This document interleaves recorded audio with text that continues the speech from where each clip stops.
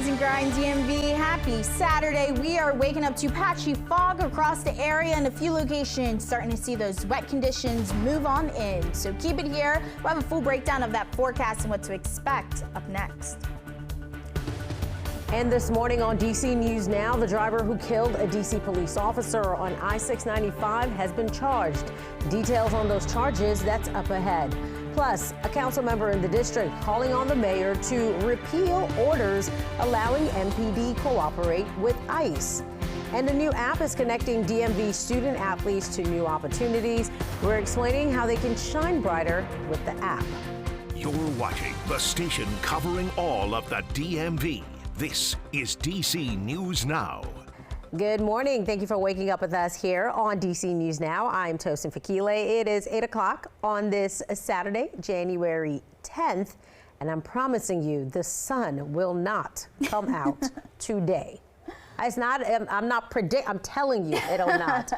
And here's your sign. Take a look at this live camera on your screen with the Washington Monument basking in all that fog glory. And it's kind of like what the day will look like for the rest of the day, minus some fog. Meteorologist Brittany Ward here. Yeah, the sun will not come out, so the clouds will linger, and things start falling from the sky. Not white things, just rain. I wish the snow was falling from the sky. I wish there was no precipitation at all. Well, unfortunately, your wish is not going to come true today. We're tracking the rain. Sunrise today was at 7:26. It's now 8:01. So yeah. Why even bother telling me that piece of information? I just wanted to give you, a better perspective of your day today. I appreciate you. At least we're dry right now, Tosin. So if you want to run out and grab some coffee real quick, you have a window of opportunity to go out. Just make sure you're back in about a minute or two. But everyone else, if you are heading out the door, make sure to grab the umbrella on hand. We are going to be tracking more rain as we head throughout the rest of your Saturday. So radar showing you, yes, we are dry here in DC. So again, if you want to head out, grab that coffee, grab that bite to eat. You got a little window to do so before that rain starts to work its way into the region. We're starting to see some light rain begin to fill its way into northern Virginia. Moderate to heavy downpours seen out towards the eastern panhandle of West Virginia, out towards the Kaiser area. As you head further south, though, we are starting to see some rain begin to fall there out towards Stafford. So if you're about to hit 95 out towards Stafford, parts of Spotsylvania County, just be mindful, take it slow. Could potentially see some hydroplaning in that area. Some moderate rain starting to fill its way out towards Stafford, though. So again, take it slow in that area. You head out to Charles County. We're now seeing light rain across most of that area.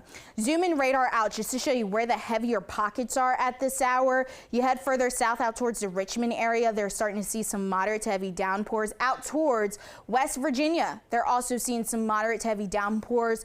That rain will fill its way into our region as we head through the day today, and before you know it, rain will begin to overtake the entire area as we head within the next few hours. So keep it here. We'll talk more about the timing of the rain, when we'll finally see drier conditions, Tosin, coming up.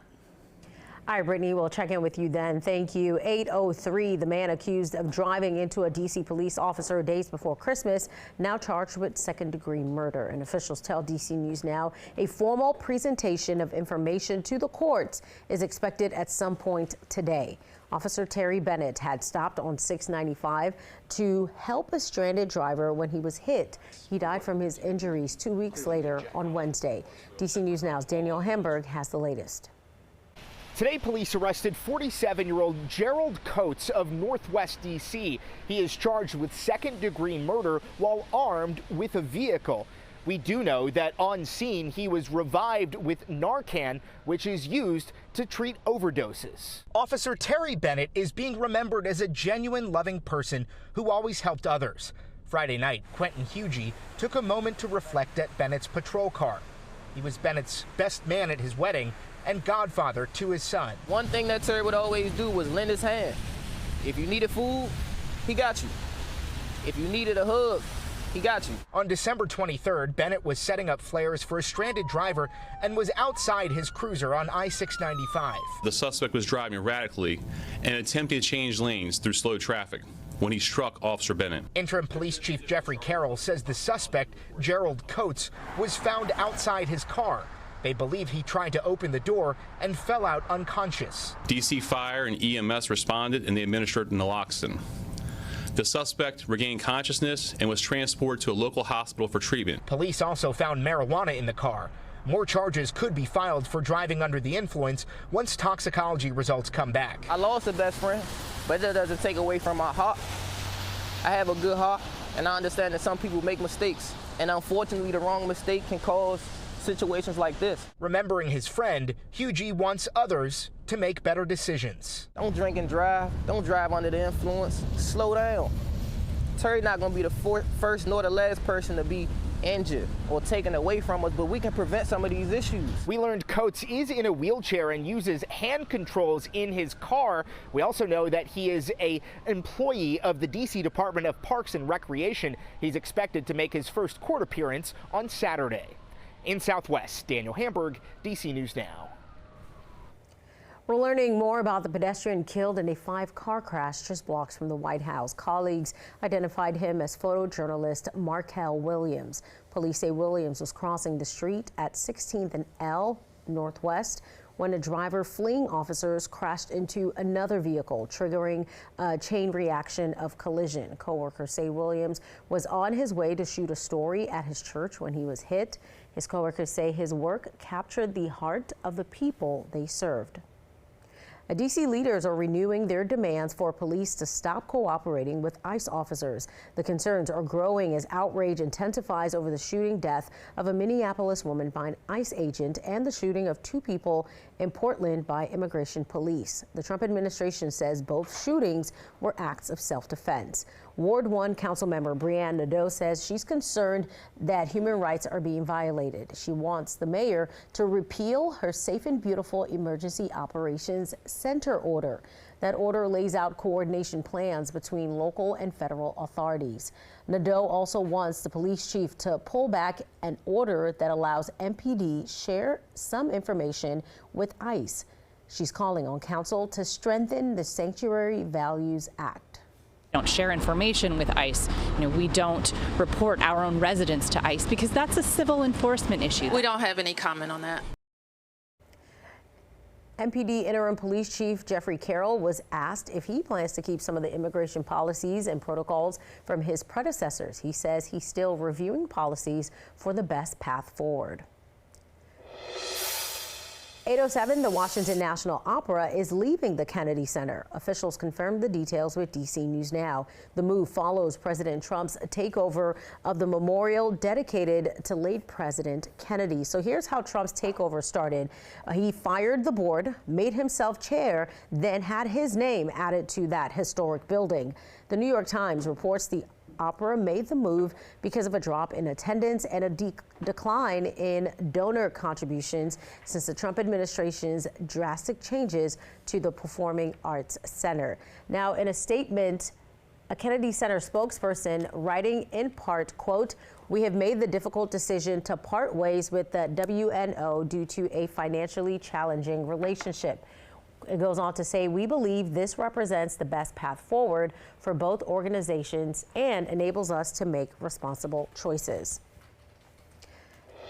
In Virginia, thousands of Fairfax County students could be changing schools, and you can learn more about that in a meeting that's happening this morning in a couple hours. The school board will hold a public hearing for parent feedback on proposed boundary changes and the possible impact on neighborhoods. If it's approved, it will mark the first time in 40 years FCPS overhauls its boundaries, including changing zonings for entire neighborhoods. The meeting is today at 10 a.m.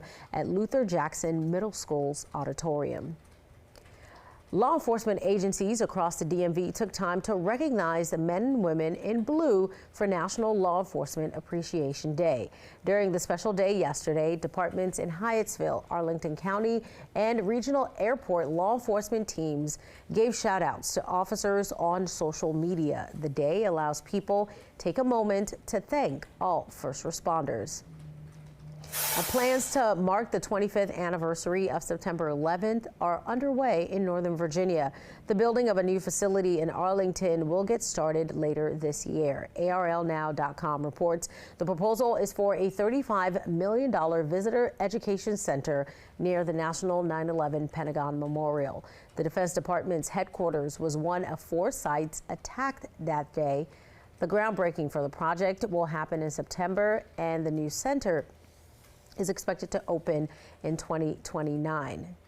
And a heads up for people in D.C., there are several restoration projects happening across the district. National Park Service says it's in preparation for America's 250th birthday celebration.